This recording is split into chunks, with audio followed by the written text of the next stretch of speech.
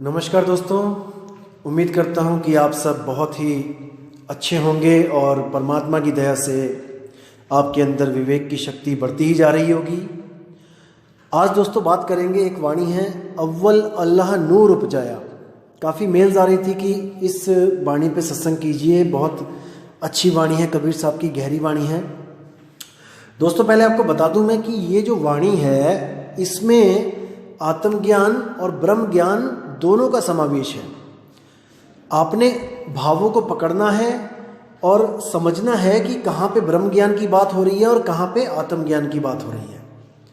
तो वाणी क्या कहती है? अव्वल अल्लाह नूर उपजाया, कुदरत के सब बंदे। अव्वल अल्लाह नूर उपजाया, कुदरत के सब बंदे। एक नूर ते सब जग उपजया, कौन भले कौन मंदे। अब यहाँ पर विचार करने वाली है बात दोस्तों। वाणी सुन के ऐसा लगेगा कि कितनी सिंपल वाणी है, कि कितना स्पष्ट बताया है कि एक परमात्मा ने सबको बनाया है। दोस्तों थोड़ा सा विवेक लगाना पड़ेगा आपको यहाँ पे। बात बिल्कुल क्लियर, बिल्कुल हर चीज़ समझ में आएगी और आपको पता लगेगा कि कितनी गहराई है इस वाणी में, कितनी गहराई है। जितनी आसानी से ये वाणियाँ बोल दी जाती हैं उससे लाख करोड़ अरब गुना ज़्यादा गहराई रखती है ये वाणी। देखिए वाणी क्या कहती है? अव्वल अल्लाह नूर युपाया, यानी सबसे पहले अव्वल। और अल्लाह होता है आला। आला यानी कि बहुत ही अच्छा, आला दर्जे का। अव्वल अल्लाह नूर उपाया, सबसे पहले अल्लाह ने एक नूर उपाया। नूर उपाया मतलब एक ज्योत जगाई,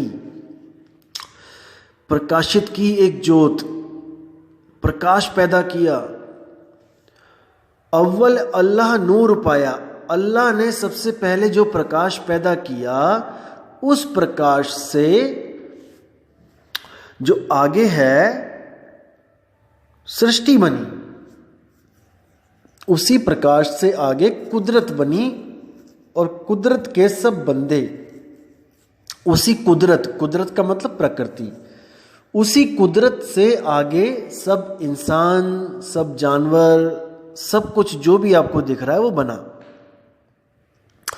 एक नूर ते सब जग उपजया, कौन भले कौन मंदे। उसी एक नूर से सब कुछ बना, हर चीज बनी। लेकिन हम लोग क्या करते हैं? हम अल्लाह को तो नहीं जान पाते हैं, लेकिन हम नूर को पकड़ के बैठ जाते हैं। हर धर्म आज उस नूर को ही तो पकड़ के बैठा है जो नूर अल्लाह ने बनाया था। जैसे हम लोग क्या बोलते हैं, हमारे जो धर्म है, कि एक नूर सर्वव्यापक, यानी एक वो प्रकाश है जो हर जगह है, वही परमात्मा है, वही अल्लाह है। और क्या बोलते हैं कि God is light, light is God, यानी परमात्मा प्रकाश है। आज बड़े बड़े पंथ चल रहे हैं, वो इसी सिद्धांत पे तो टिके हुए हैं कि परमात्मा कौन है? प्रकाश ही परमात्मा है। उस प्रकाश को हमने देखना है, उसी प्रकाश को देख के हमारी मुक्ति हो जानी है। प्रकाश का एक सागर है, वो परमात्मा है, तुम प्रकाश की एक नन्ही सी बूंद हो। इसी सिद्धांत पर तो बड़े बड़े पंथ टिके हुए हैं। लेकिन बाबा नानक इसको क्लियर कर देते हैं कि वो जो प्रकाश है वो तो ज्योत है, वो परमात्मा नहीं है, वो कुछ और है भाई। क्या है वो? मन तू ज्योत स्वरूप है, अपना मूल पहचान। यानी कि जो ज्योत स्वरूपी है, जो प्रकाश का पुंज है, प्रकाश रूपी जो अंदर जो दिखाई देता है, वो परमात्मा नहीं, वो मन है। मन ही ज्योत स्वरूप है और दुनिया उसी मन ज्योति स्वरूप को परमात्मा मान के बैठी है। आत्मा मान के बैठी है। अव्वल अल्लाह नूर पाया, ये उस अवस्था की बात कर रहे हैं जब आत्मा भी परमात्मा रूप में थी, जब आत्मा और परमात्मा में कोई भेद नहीं था। उस आत्मा ने ज्योत प्रकट की, उसी को अनुराग सागर में सतपुरुष के द्वारा तेज को प्रकट करना लिखा गया है कि सतपुरुष ने 16 पुत्र पैदा किए, उसमें से जो एक पुत्र था वो तेज था, तेज यानी प्रकाश था, और उसी तेज के कारण ये सारी सृष्टि बनती चली गई, क्योंकि परमात्मा ने सारी शक्तियां उस तेज को देता चला गया और तेज अपने मनमानी करता चला गया। ये एक सांकेतिक ज्ञान है अनुराग सागर में। अब इसी तेज को हमने समझना है कि यही ज्योत, यही जो तेज है, ये कैसे इस सृष्टि को बनाता है। अव्वल अल्लाह नूर उपजाया, यानी पहले आत्मा से तेज प्रकट हुआ, यानी कि आत्मा से मन प्रकट हुआ, उसी मन से आगे संसार बना, और उसी संसार से आगे जो प्राकृतिक संसार है उससे आगे जीव बने। मन ही ब्रह्म है जो प्रकट हुआ है आत्मा से, मन ही निराकार है जो प्रकट हुआ है शब्द स्वरूपी आत्मा से, और उसी मन से आगे सृष्टि बनी और आगे सब शरीर बने। तो इसको समझना पड़ेगा। अब मन को पैदा करके, मन को बना के ये आत्मा श्रुति के द्वारा उसको ताकत देती है, और वो आगे से आगे शरीर बनाता है, कभी स्थूल बनाता है, कभी सूक्ष्म बनाता है, कभी कारण महाकारण केवल हंस बनाता है, और उसी श्रुति को मन भटकाता है कि ये वापस शब्द में लीन ना हो जाए, वरना उसकी सारी बनी बनाई दुनिया का नाश हो जाएगा। ये मन जड़ है दोस्तों, लेकिन चेतना को प्राप्त करके ये चेतन हुआ पड़ा है, और ये भी इच्छा करके बैठा है कि मेरी दुनिया का नाश ना हो जाए, मेरे 3 लोक का नाश ना हो जाए, इसलिए ये सब जीवों को भटकाता है। लेकिन जो परमपिता परमात्मा है, जो जानता है कि ये भूल कैसे हुई है दोस्तों, वो आके उस सुरती को समझाता है कि तू कहाँ इस मन और इस तन के चक्कर में पड़ी है, दुख प्राप्त कर रही है, तू इसको छोड़। इस जड़ चीज को तूने चेतन किया हुआ है, तू इसको छोड़ेगी तो ऑटोमेटिकली ये मर जाएंगे। मन और तन जब तक पूर्ण रूप से नहीं मरेगा, जब तक ये सुरती वापस नहीं जा पाएगी, और सुरती वापस नहीं जाएगी तो ये जन्म मरण हमेशा ऐसे ही चलता रहेगा। अब आगे क्या बोलते हैं, लोगा भरम न भूलो भाई, खालिक खलक खलक माही खालिक, पूरी रहियो सब ठाई। माटी एक अनेक भांति कर साजी सिरजन हारे, ना कछु पोच माटी के भांडे, ना कछु पोच कुम्हारे। अब देखिए कितनी क्लियर बोला यहाँ पर वाणी में, कितना साफ बताया है। लोगा भरम न भूलो भाई, कहते हैं हे मेरे भगत भाइयों, भरम में मत पड़ना, किसी भरम में पड़ने की जरूरत नहीं है। खालिक खलक खलक मही खालिक, पूर रहियो सर्व ठाई। अब यहाँ पे जो है, देखो ब्रह्म ज्ञान की बात चल रही है यहाँ पे, इसको समझना पड़ेगा, क्योंकि जहाँ पे आत्म ज्ञान और जहाँ पे ब्रह्म ज्ञान आता है वहाँ पर वाणी चेंज हो जाती है। अब यहाँ ब्रह्म ज्ञान की बात हो रही है कि खालिक खलक खलक मही खालिक, कि जो ब्रह्म है, जो इस सृष्टि को पैदा कर रहा है, जो नूर है, नूर की बात चल रही है यहाँ पे, कि नूर से जो पैदा हुई दुनिया, वो नूर उसी में ही बैठ गया आके, खालिक खलक, खालिक कौन है? जो नूर है। एक नूर ते सब जग उपजिया, ये तीन लोग को पैदा करने वाला नूर है। वो नूर खालिक है। खालिक खलक, खलक माही खालिक, यानी नूर में ही सब जीव हैं जितने शरीर दिख रहे हैं, और सब शरीरों में वो नूर है। जैसे मैंने आपको बताया था कि मैदे में सब पकवान हैं और पकवानों में सब मैदा है, ये वो कंडीशन है यहां पे। पूर्ण रहियो सर्व ठाई, हर जगह वो पूर्ण रूप से है। ब्रह्म ज्ञान में ब्रह्म हर जगह पूर्ण रूप से है, कहीं कम और ज्यादा नहीं है। माटी एक अनेक भांति करी साजी सिरजनहारै, देखो एक माटी से तरह तरह के भांडे बनाए गए।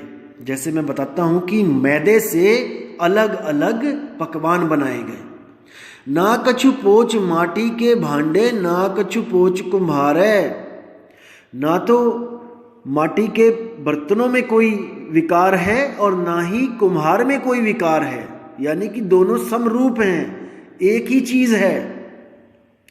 सब मही सच्चा एको सोई, तिसका किया सब कुछ होई, यानी सब में वो पूर्ण रूप से प्रगट है जिसका ये सब किया धरा है।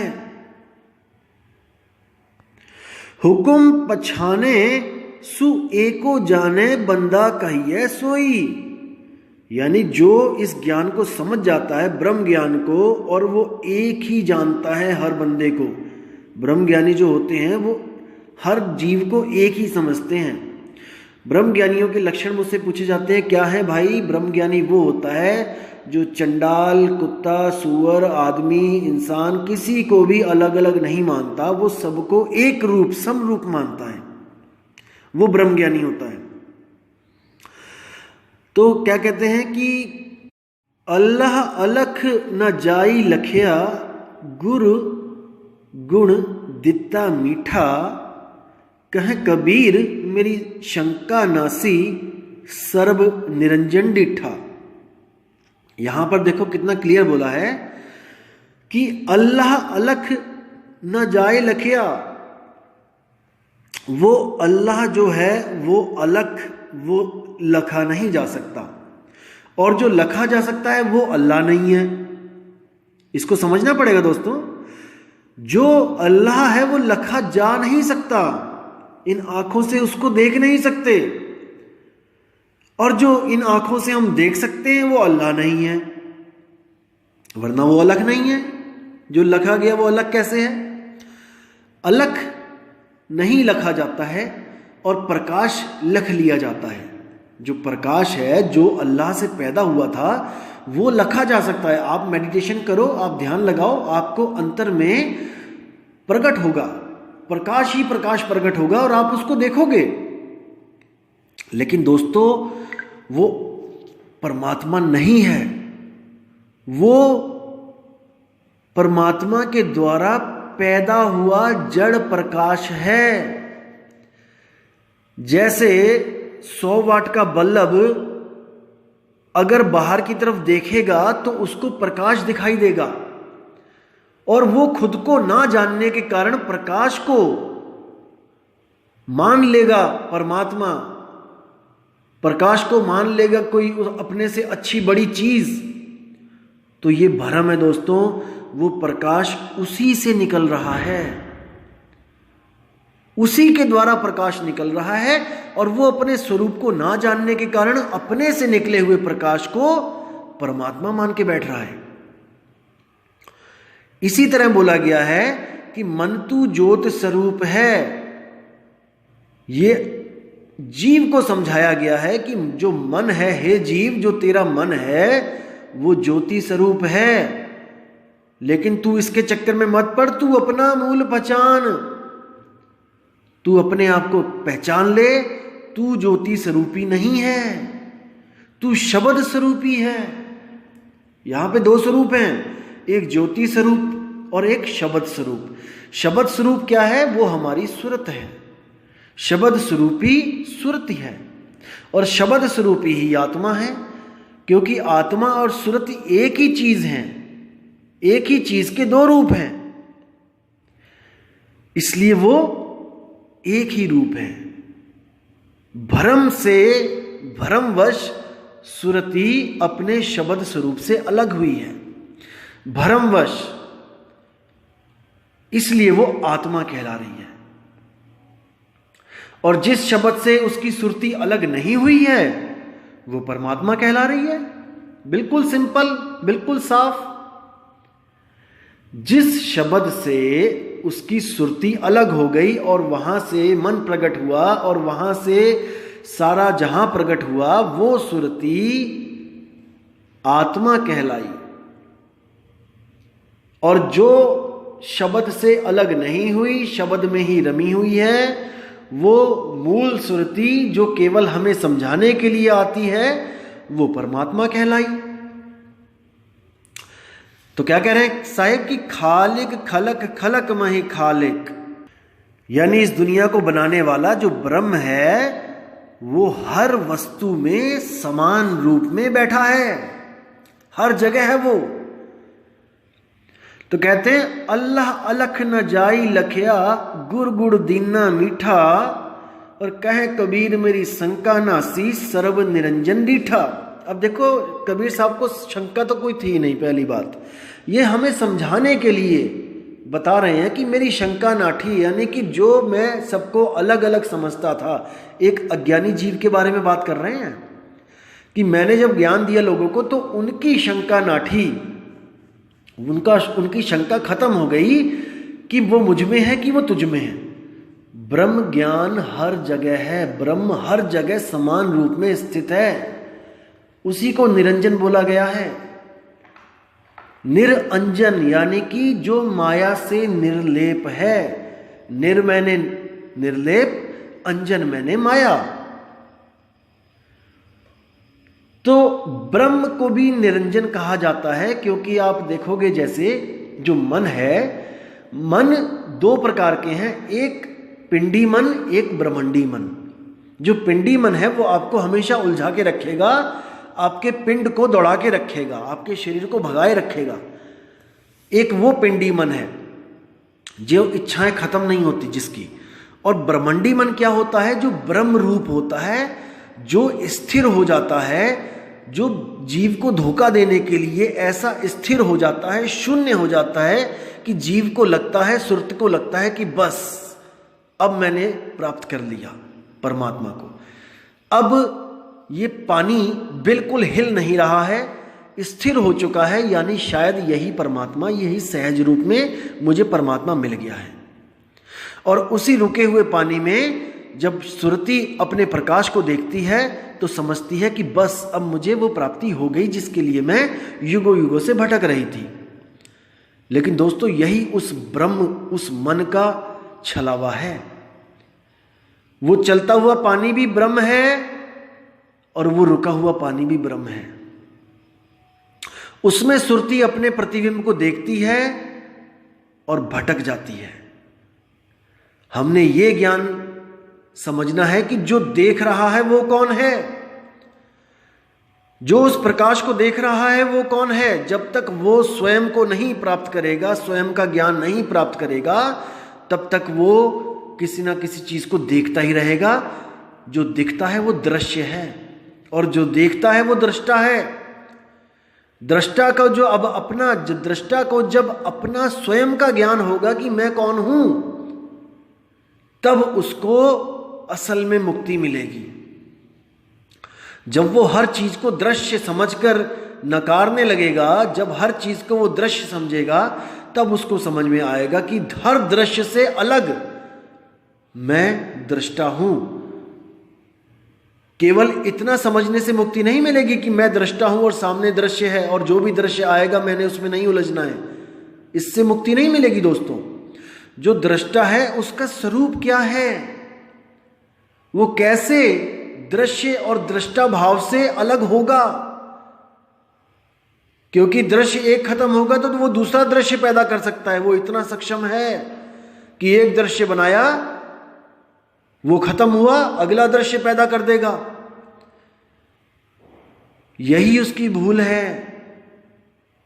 इसीलिए उसको कबीर साहब ने भूला हुआ कहा है। पहले भूला ब्रह्म खंडित, उसके बाद बोला जो है सनातन सोई भूला। तो उसकी भूल को मिटाने के लिए ही सतगुरु कबीर साहब उसको उसका स्वरूप लखाते हैं, जिस स्वरूप से वो जुदा हो गया है। आपा खोए आपको चीन्हे, तब पावे पद निर्वाणा। जब वो आपा यानी खुद से पैदा होने वाली सब चीजें उनको त्यागेगा, उस भूल को सुधारेगा, आपा खोए आपको चीने, खुद को चीनेगा, खुद को पहचानेगा कि मैं हूं कौन, मैं कैसे जुदा हो गया, मैं किससे जुदा हो गया, तभी तो भटक रहा है, जुदा हुआ है। कई लोग कहते हैं जुदा कहां हुआ है, वो आप ही तो हो। अरे भाई, अगर वो मैं ही हूं तो फिर मैं क्यों भटक रहा हूं? ये असलियत है कि मैं ही हूं, लेकिन मेरी अवस्था वो नहीं है जिसको प्राप्त करने के बाद मेरी भटकना खत्म हो जाए। अभी मैं उस अवस्था में नहीं हूं। जैसे पानी, वाष्प और बर्फ, तीनों एक ही चीज के तीन अवस्थाएं हैं। दोस्तों, पानी को कैद किया जा सकता है, बर्फ को कैद किया जा सकता है, लेकिन भाप जो आसमान में उड़ गई उसको कैद नहीं किया जा सकता। अब कोई बर्फ बना हो उस वक्त और कहे कि मैं ही तो हूं भाप, मुझे कौन कैद करेगा? दोस्तों, उसकी अवस्था वो नहीं है। वो तो केवल किताब पढ़ के उसने समझ लिया है कि तू ही भाप है। पानी ने समझ लिया है कि तू ही भाप है, और पानी सोच रहा है कि मैं भाप हूं, मैं तो अमर हूं। दोस्तों, अभी नहीं, उस अवस्था को बदलना पड़ेगा। पानी से भाप बनना पड़ेगा, वो तब मुक्त होगा। बर्फ से भाप बनना पड़ेगा, वो तब मुक्त होगा। बर्फ से पानी बनेगा, पानी से भाप बनेगा, तब वो मुक्त होगा। बर्फ क्या है? जड़वत शरीर है। जब तक शरीरों का भाव है आपका कि मैं एक शरीर हूं, तब तक आप जड़वत बर्फ हो, आप बंधन में हो। और बर्फ जब पानी में पिघल जाती है, तब आपका क्या भाव होता है कि मैं ब्रह्म स्वरूप हूं, मैं निराकार हूं, मेरा कोई आकार नहीं है। बर्फ का आकार होता है, कोई चौरस होती है, कोई त्रिकोण में बर्फ होती है, कोई आइसक्रीम के शेप में। जिस शेप में बर्तन होगा, बर्फ वही शेप पकड़ लेगी। तो जब बर्फ पिघल जाएगी, पानी का स्वरूप हो जाएगा, तब आपका भाव जो होगा कि मैं ब्रह्म स्वरूप हूं, उसमें भी आप मुक्त नहीं हो। तब भी आप मुक्त नहीं हुए, क्योंकि पानी कभी भी बर्फ धारण का रूप धारण कर लेगा। आपने देखा है, पानी ही बर्फ बना देते हैं, बर्फ का ही पानी बनाते हैं, पानी से ही बर्फ बनाते हैं, बर्फ से ही पानी बनाते हैं। दोनों बंधन में हैं।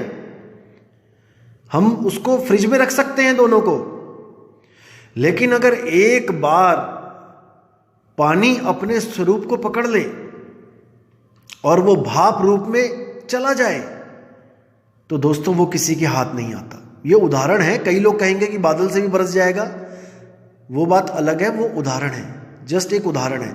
वो जड़ वाला पानी तो बरस जाएगा, जो तत्वों वाला पानी है वो तो बरस जाएगा, लेकिन इस आत्मा की जो, इस सुरती की जो शुद्ध स्वरूप जो चेतना है, जो एक बार अगर वहां पहुंच गई, उस चेतना ने उसको समझ लिया, जान लिया अपने स्वरूप को, तो वो दोबारा नहीं भटकेगी।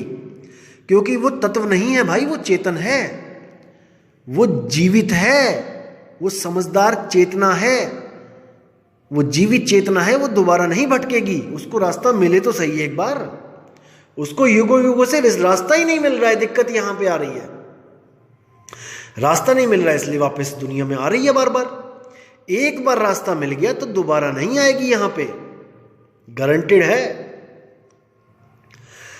तो इसलिए कहते हैं कि ऐसा गुरु मिल जाए जो एक छुड़ाए एक लखाए, नकली स्वरूपों को छुड़वा दे, दृश्यों को छुड़वा दे और एक लखाए, अपने निज स्वरूप को लखा दे, ताकि वापस इस दुनिया में आना जाना खत्म हो जाए।